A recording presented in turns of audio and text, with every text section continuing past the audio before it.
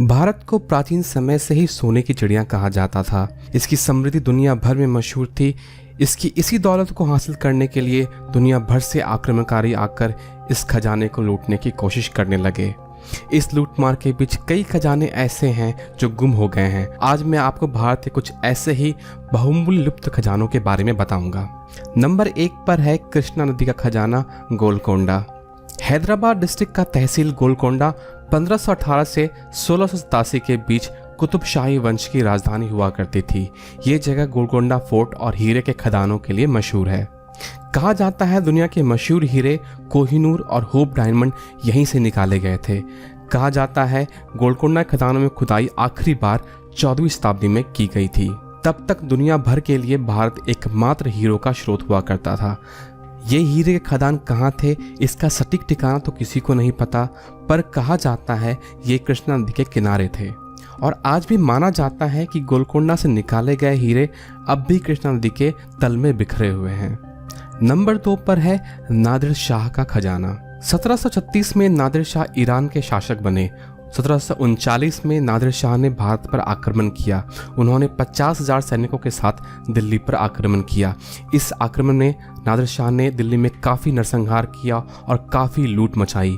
कहा जाता है जो लूट उन्हें दिल्ली से मिली थी वो इतनी बड़ी थी कि उनका कारवां 240 किलोमीटर लंबा था। एक कहानी के मुताबिक कहा जाता है वापस लौटते वक्त नादिर शाह का कत्ल उनके ही सैनिकों द्वारा उनके तंबू में कर दिया गया था। नादिर शाह के मरने के बाद ये खजाना अहमद शाह दुरानी के कब्जे में चला गया। बाद में अहमद शाह की एक रहस्यमय बीमारी की वजह से मौत हो गई, लेकिन स्थानीय लोगों का मानना है कि मरने से पहले अहमद शाह ने इस खजाने को कहीं छुपा दिया था।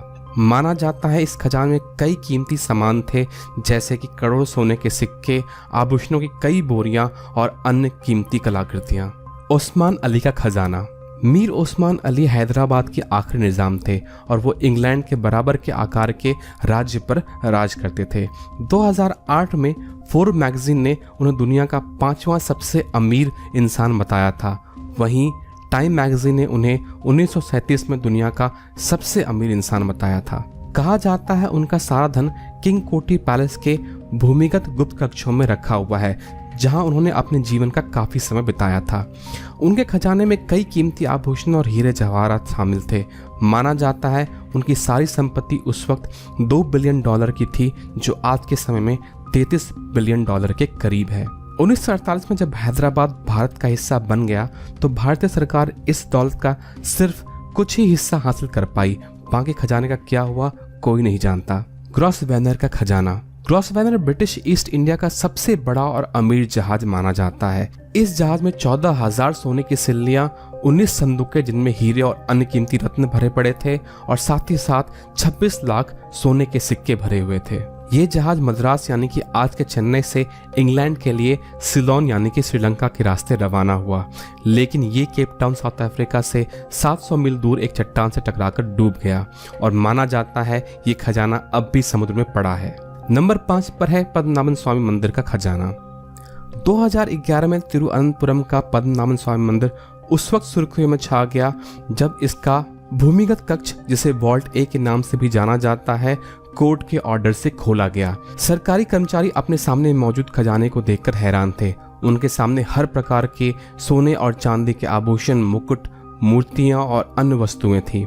इन सभी खजानों की कीमत लगभग $22 बिलियन आंकी गई है। अभी भी इस मंदिर में एक और कक्ष है जिसे खोला जाना बाकी है और इसे वॉल्ट बी के नाम से जाना जाता है। सुप्रीम कोर्ट ने यह आदेश दिया है कि वॉल्ट बी तभी खोला जाएगा जब वॉल्ट ए से मिली सभी चीजों का दस्तावेज तैयार हो जाएगा। एक कहावत के मुताबिक दूसरे कक्ष की रक्षा एक विशाल सर्प करता है और इसे खोलने से भारत पर भारी विपदा आ सकती है।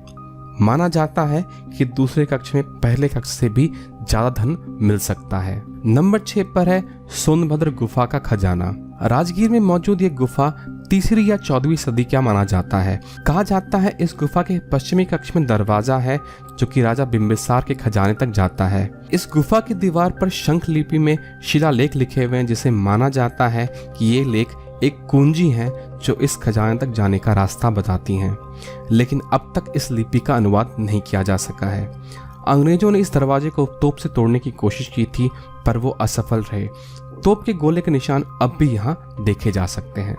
आशा करता हूँ दोस्तों आपको ये वीडियो पसंद आया होगा। अगर पसंद आया तो लाइक ज़रूर करें और सब्सक्राइब ज़रूर करें, क्योंकि मैं इस चैनल पर ऐसे ही साइंस और फिक्शन की बातें और टेक्निकल ट्यूटोरियल्स शेयर करता हूँ।